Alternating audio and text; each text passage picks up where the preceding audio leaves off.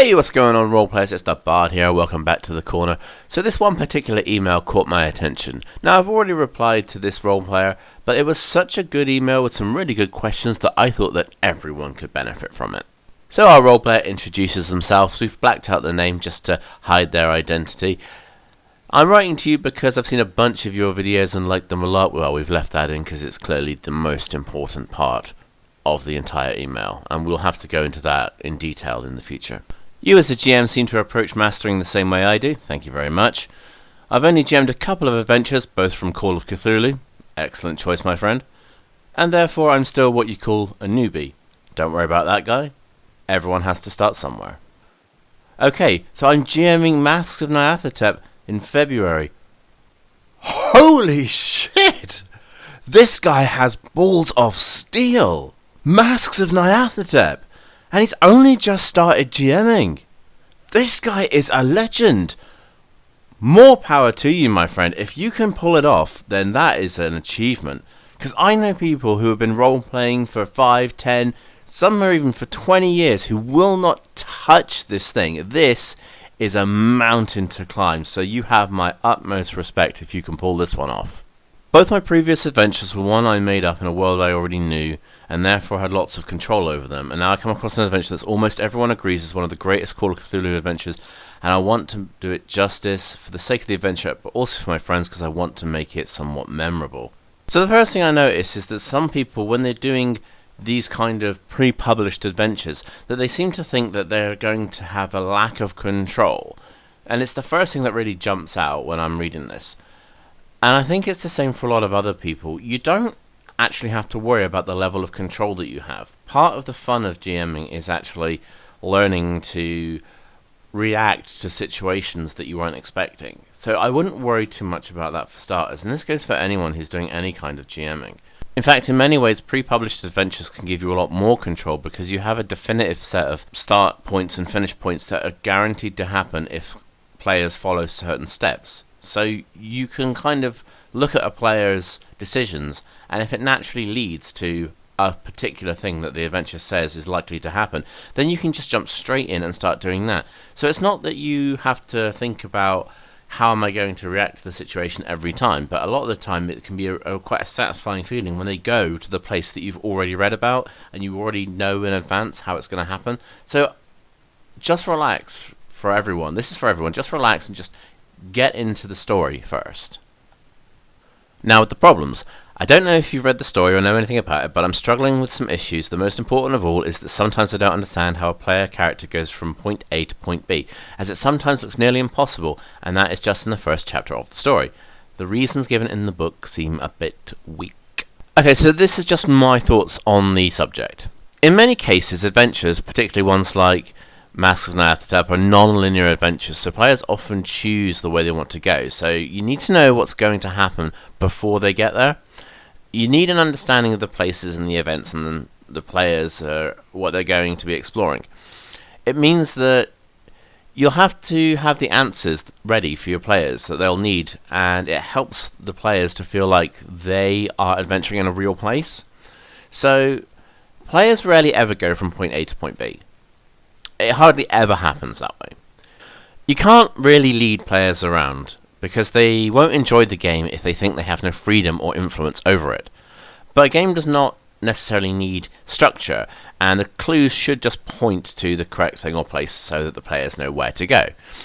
If the players are struggling to find the next place to go or the thing to do, then you should really try to use the game rules and the game mechanics to help you to influence the characters in their decisions. So offer them things like no rolls and idea rolls, so that you can give them the suggestion of how to use the clues they have. You don't have to tell them exactly where to go, but if you use these things to suggest how best to use the information, then it can help players move forward. So getting from A to B. Role-playing isn't like a book or a movie. Adventures aren't written that way. They're not written as A to B because people never do that. Players have to do things on their own, and the storyteller has to add the parts that he or she thinks is important for guiding the players. The games rarely ever happen in the order that you expect them to, and they can't be forced to do it either. So everybody asks this question at some point when they start GMing: how do I get players to go from A to B? And the simple answer is there is no answer, because it just doesn't work that way. For all the power that the GM supposedly has, when it comes to the players, you can only guide them, suggest things to them, or leave clues for them to follow. Adventures sometimes seem like they're set up to go from A to B, but it very rarely ever works that way. You're looking for answers where there are none. But because players will do the things that they want to do, you just have to be ready when they get there. Now, while this video is useful for pretty much any kind of role-playing, this first point I'm going to make is very much Cthulhu specific. And it's the fact that Cthulhu is a game about trying to understand things that cannot be understood. And make sure your players understand that, and that this will happen often. If you need to add or take away parts of the adventure, then do so. If you start adding in new places and new characters that the players can interact with, then not only does it give them more clues, but it also makes the world more believable because other people are doing similar things. There's not lots of people doing the same things that the investigators are doing, but it does show that there are other people who have found clues, who have found out about great mysteries, and that they are trying to do some research on them too. And when you realise that there are people like you in the game, then it starts to be believable, and then it starts to become immersive. The second point you should remember is that actions always have consequences, no matter how small they might be. So when the players are asking the right questions, it draws the attention of others, and people who sometimes lead or follow, or maybe they interfere, or perhaps they just watch from the shadows and the darkness. As the players start to get close to things, and then the people and the events around them start to react, then the players can see that the things they're doing are causing changes around them, and it should be a clue that they're on the right track, and this should motivate them to investigate further. Now, not all role-playing groups are created equal, okay, and some role-players will be just basically more intuitive than others, and you do have to lead them around a little bit. Despite how obvious the clues are, they just don't pick up on them, and they have to be led there. And I know I've already said don't lead your players, but the trick is to disguise this so that the players think they are moving the story forward. So an example could be a player sees a man with a familiar tattoo that shows him to be the follower of a particular group that the players are investigating. Now, the player sees the cultist, but the cultist doesn't see the player. So then, as a GM, just fake it sometimes. Hide your role, whatever your role, hide it from the players and say, right, he doesn't notice you watching from the hiding place. The players will think they have an advantage, and if they do anything, it could actually help to move the story forward if you just know how to manipulate those actions. So what's following now is a bunch of what-if scenarios. So what if the players say, let's follow him? Perfect. Take your players to the next place, but be sure that they think it's their idea. Hide roles, tracking roles, spot hidden roles. Make it seem difficult, but always reward success. What if they say, let's question him? Okay, it's pretty much as good, but not quite, because the players will still have to work for their answers. And again, reward that success. Don't hide it from them. Don't make it so impossible to get hold of answers that the game doesn't progress. But, however, the cult now knows that the investigators are on their trail, and there will be consequences if you don't deal with that cultist, because he's going to go back and tell someone. Thirdly, what if they say something like, let's kill him? Now, this is usually a bad choice, especially in a semi-realistic game like Call of Cthulhu, because it is actually set in an actual live Earth-style setting. You've got things like law enforcement to deal with. If it was a game like Dungeons and Dragons, it probably wouldn't be as big a deal. It's very rare that law is enforced in that way, but in something like Call of Cthulhu, it will be. It's not a brilliant choice. It's probably a bad one, but there will be lots of consequences, and it can still help to progress the game forward, because missing people draw attention from many others, especially the police, but it can still move the story forward, because the cult is going to want to know why their man has not returned and why he's gone missing, and they'll probably want to investigate his disappearance, and it can actually sometimes bring the story to the players. There is always going to be a way that you can advance the story if the players do literally anything. It's only inactivity on the player's side that makes the game come to a standstill. So as long as they're doing things, change things up as you need to. If you need to add something on the fly, do it. Alright, so moving on. So the book says that In the first chapter, the investigators get a ton of clues, and they have a lot of possible destinations for the second chapter, but don't really know what's going on. They don't know anything about the bigger picture, or even why they're doing what they're doing. And I ask myself how my players, or better, their characters, will want to continue investigating if they don't know anything about the grand scheme. Players should never know about the grand scheme, my friend. That's the whole point. If they already knew the answers, then it wouldn't be any fun. What makes a story exciting the first time around is the fear and the excitement of the unknown. It's why we read a book and keep reading it until the end, because it will all be explained and we finally understand what it was all about. Also, it's why adventures are written this way. You may want to run it again or play it yourself, and if it's going to be repeated the same way, it's not as fun because you already know what's going to happen. They're written ambiguously so that you can change things and still enjoy the game as a whole. Because if A were to lead to B and B were to lead to C, and you've had to change B, how could you ever get to C? In short, you can't. So the adventure needs to be flexible in this way, even if it seems like you're getting the players to the next phase is going to be impossible. You have to put in those links yourself. But don't worry about having to make changes to an adventure, because every time you make a change, you've done it for a reason, and it helps you to feel like you're part of the adventure as well, because you're adding things that make sense to you. You're adding things that are personal to you, or they're your own ideas, and you can then feel like you're part of the adventure as well, which is just as important. My players will create their own characters with their own backstories, and they'll all be different. Well, yeah, that's completely understandable. That's what, players do, so that's a good thing. And the players will want to play specific things, and our role player here goes into a few of the ideas that his players are going to probably want to embark on. How the hell am I supposed to bring them all together to embark on an adventure that will have them investigate a lot, encounter a bunch of creatures and cultists, and keep them interested when the book doesn't throw them any bones to chew on? Like I said before, these things are written ambiguously. The wording and the situations can be somewhat nebulous, because the whole point is that you have to add a little bit of it yourself, and you can change things as you need to. An adventure like this is sometimes written in such a way that this is something that happens, the other thing happens, another thing happens, and another thing happens, but the links in between aren't always that important. In fact, in some ways, they can sometimes be skipped over, because once you have the clues that say you lead here, you lead here, you lead here, then you can save time by not having to do all that travel in between. Like a movie or like a book, sometimes things get cut, and it's just the in-between bits that aren't really necessary to tell the story. Adventures are set up in such a way that the important things are the things that are what's written about, but the getting to and from isn't as important. It's for you to decide, because how you get there is not as important as what happens when you get there.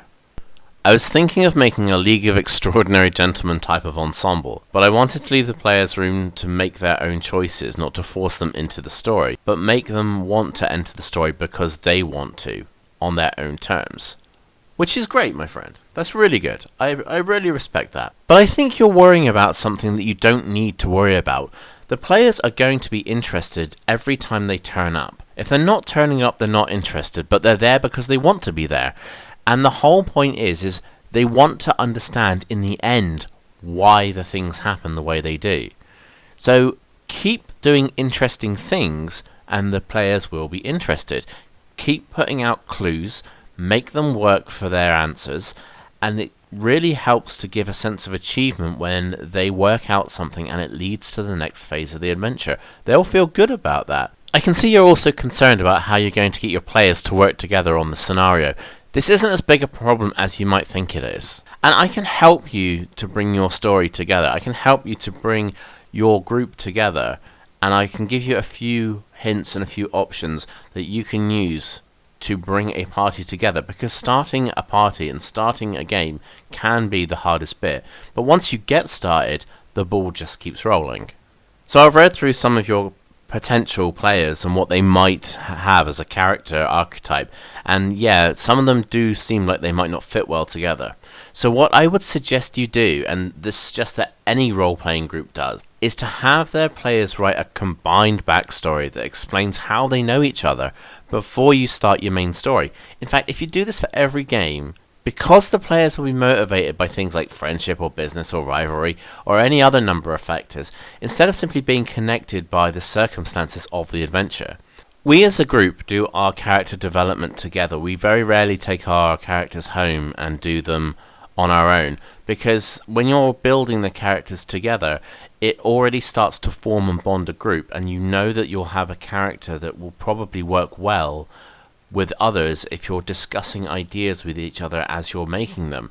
Not everyone will always want to discuss the idea of their character with the people around them, but if you consider doing it and having people share their ideas before they get started, then you can actually start to work out ahead of time which ones are going to work and which ones might not be as of much value to the adventure. However, this process too does require some give and take, because you can't turn to a player and say, look, your character is not going to work. People have to be allowed to play the characters that they want to play. It's just sometimes it's good if you discuss ideas amongst each other and offer suggestions. And that can be a real help when it comes to building characters, because you know it will fit the environment that it's in.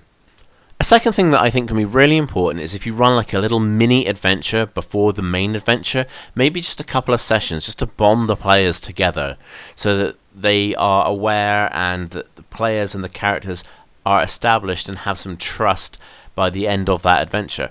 And once the players are comfortable with each other's characters and their own, they can concentrate on then following the main story.